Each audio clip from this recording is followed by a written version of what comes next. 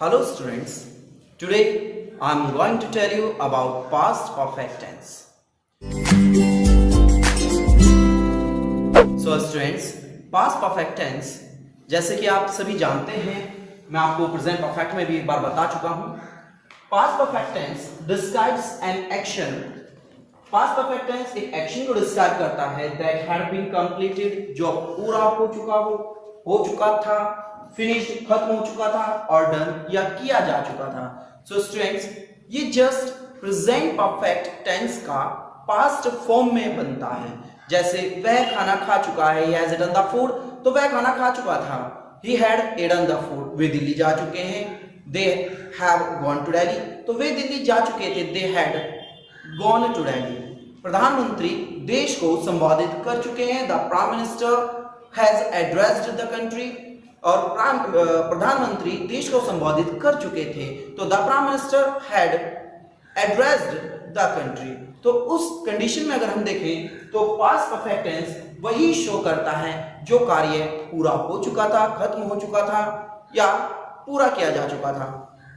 तो उसी के अकॉर्डिंग स्टूडेंट्स मैं आपको इसके रूल्स बता देता हूँ. बहुत इजी, ज्यादा हार्ड नहीं है, लेकिन मैं आपको एक कंडीशन बता रहा हूँ जो आज मैं इसका पार्ट 1 आपको पढ़ा रहा हूँ. ये मैं आपको पार्ट 1 पढ़ा रहा हूं आज, और जो पार्ट 2 होगा वो आपके लिए बहुत ही ज्यादा इंपॉर्टेंट होगा. और इस बात को ध्यान रखें, अगर पार्ट 2 पढ़ना है तो उसके लिए आपको पार्ट 1 की पूरी नॉलेज अच्छे से होनी चाहिए. मैं आपको एक बात और बताऊंगा पार्ट 2 के लिए, जिसको आपको इससे पहली वीडियो जो पास्ट इंडेफिनिट टेंस की थी वो देखनी है, वो भी मस्ट है इस पास्ट परफेक्ट के लिए. So students, rules number 1, verb की थर्ड फॉर्म का यूज करते हैं, use of verb third form. Number 2, for helping verb. Helping verb के लिए हम स्टूडेंट्स हैड का यूज करते हैं, चाहे हमारा इसमें सब्जेक्ट सिंगुलर हो प्लूरल हो, हमें उसको नहीं देखना है, हमें सिर्फ हैड का यूज करना है. स्टूडेंट्स, जो हमारा स्ट्रक्चर है सिंपल है बिल्कुल. Subject helping verb had plus verb यानी वर्ब की थर्ड फॉर्म प्लस ऑब्जेक्ट. अगर कुछ एक्सेट्रा है स्टूडेंट्स तो वो लिख देंगे, अदरवाइज छोड़ देंगे. जैसे कि हम पहला एग्जांपल देखते हैं, पीएम देश को संबोधित कर चुके थे. सो स्टूडेंट्स, बिल्कुल सिंपल है. सबसे पहले हमें एक सब्जेक्ट चाहिए होता है. सब्जेक्ट क्या है? प्रधानमंत्री पीएम देश को संबोधित कर चुके थे. कौन संबोधित कर चुके थे? पीएम. तो हमारे सब्जेक्ट कौन हुए? पीएम. उसके बाद हमें हेल्पिंग वर्ब हैड चाहिए, वर्ब की थर्ड फॉर्म की जरूरत है. तो वर्ब की थर्ड फॉर्म हमें क्या चाहिए? संबोधित कर चुके थे, तो संबोधित करने के स्टूडेंट्स एड्रेस. ऑब्जेक्ट है हमारा कंट्री. सो स्टूडेंट्स, बिल्कुल सिंपल हो जाता है हमारा. सबसे पहले हमें सब्जेक्ट की जरूरत होती है, उसके बाद हमें हेड चाहिए होता है, उसके बाद वर्ब की थर्ड फॉर्म, उसके बाद ऑब्जेक्ट.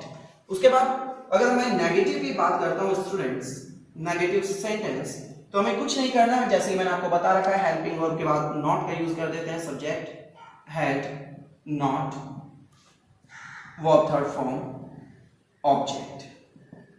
कुछ एक्सेट्रा है तो डाल देंगे, वरना छोड़ देंगे.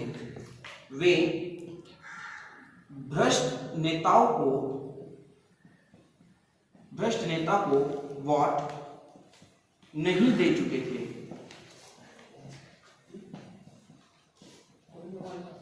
सो स्टूडेंट्स, वे भ्रष्ट नेताओं को वोट नहीं दे चुके थे. मैं आपको यहां पर वर्ड ऑफ द डे भी दे रहा हूं आज.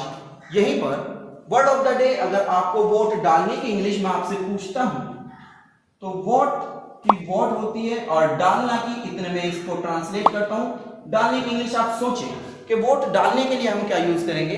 तो आप, ये बहुत ही अच्छा वर्ड लिखा जा चुका है यहाँ पे, वे भ्रष्ट नेता को वोट नहीं दे चुके थे. हम इसको बाद में ट्रांसलेट करते हैं, सबसे लास्ट में ट्रांसलेट करूंगा. इतने आप इसे सोचिए बैठकर, इतने वीडियो देखते हैं, इसको सोचते हैं. सबसे मैं इसको बाद में आपको बता दूंगा वोट डालने की इंग्लिश क्या होती है, लेकिन आप इतने सोचिए कि हम इसको क्या बोल सकते हैं. इंटरोगेटिव ए टाइप की बात करते हैं स्टूडेंट्स. इंटरोगेटिव टाइप ए में आपको बताया मैंने कि हेल्पिंग वर्ब स्टार्टिंग में आ जाती है. तो helping verb, subject not, verb third form, object and question mark. So students, क्या सर तुम्हें गणित नहीं पढ़ा चुके थे। सो स्टूडेंट्स, अगर मैं इसे ट्रांसलेट करता हूं तो सबसे पहले मुझे हैड चाहिए होता, मुझे इसमें एफर्मेटिव सिंगुलर और प्लूरल सब्जेक्ट को देखना नहीं है। उसके बाद सब्जेक्ट कौन पढ़ा चुके थे, सर। उसके बाद स्टूडेंट्स नॉट यदि है तो हम लिख देंगे वरना छोड़ देंगे। उसके बाद वर्ब की थर्ड फॉर्म स्टूडेंट्स पढ़ाना, टीच, तो टॉट हो जाएगी third form, you maths object में आ जाएगा स्टूडेंट्स। और इसके बाद अगर मैं टाइप बी की बात करता हूं स्टूडेंट्स, तो इससे पहले क्वेश्चन वर्ड आ जाता है। Question word had, subject not, verb third form, object question mark. Structure बहुत इजी होता है स्टूडेंट्स, आप देखिएगा यहाँ पे सबसे पहले हमने इससे पहले क्वेश्चन वर्ड यूज किया है, उसके बाद had, subject not, verb third form, object question mark, सब कुछ एज इट इज रह जाता है। जैसे कि वे वहां क्या कर चुके थे, देखिएगा स्टूडेंट्स, वे वहां क्या कर चुके थे। सबसे पहले हमें इसमें क्वेश्चन वर्ड चाहिए, तो क्वेश्चन वर्ड हमारा इसमें क्या है, क्या, तो हम सबसे पहले इसी की इंग्लिश लिखेंगे व्हाट। उसके बाद हमें चाहिए हेल्पिंग वर्ब हैड, उसके बाद सब्जेक्ट कौन, वे, दे, नॉट यदि है, इसमें है नहीं तो छोड़ देंगे। वर्ब की थर्ड फॉर्म करने की डू, थर्ड फॉर्म हो जाएगी डन। ऑब्जेक्ट इसमें देयर बचा स्टूडेंट्स, वहां और कुछ नहीं है तो हम उसको लिख देंगे। सो स्टूडेंट्स, ये जो पार्ट 1 है ये थोड़ा बहुत ज्यादा इजी है, लेकिन मैंने आपको इसमें बताया था कि मैं आपको इसके वो ट्रांसलेट करके दिखाऊंगा। वे भ्रष्ट नेता को वोट नहीं दे चुके थे, तो यहाँ वोट देने की, वोट डालने की क्या होगी। अगर हम वोट डालने जाते हैं तो हमारे सामने एक प्रश्न आ जाता है वोट डालने को इंग्लिश में क्या कहते हैं। तो देखिएगा सबसे पहले हमें क्या चाहिए स्टूडेंट्स, सबसे पहले सब्जेक्ट चाहिए, वे भ्रष्ट नेता को वोट नहीं डाल चुके थे, तो सबसे पहले कौन, दे। उसके बाद स्टूडेंट्स हमें हेल्पिंग वर्ब चाहिए हैड, उसके बाद नॉट, उसके बाद वर्ब की थर्ड फॉर्म। तो यहाँ पे वोट डालने की आ जाती है जो मैंने आपको यहाँ बताया था। ध्यान रखना स्टूडेंट्स, वोट डालने की कास्ट, वोट डालने की कास्ट होती है, इस बात को आप ध्यान रखना। तो यहाँ पे वर्ब की थर्ड फॉर्म हो जाएगी they had not casted the vote, किसको, भ्रष्ट नेता को, टू द करप्टेड लीडर्स।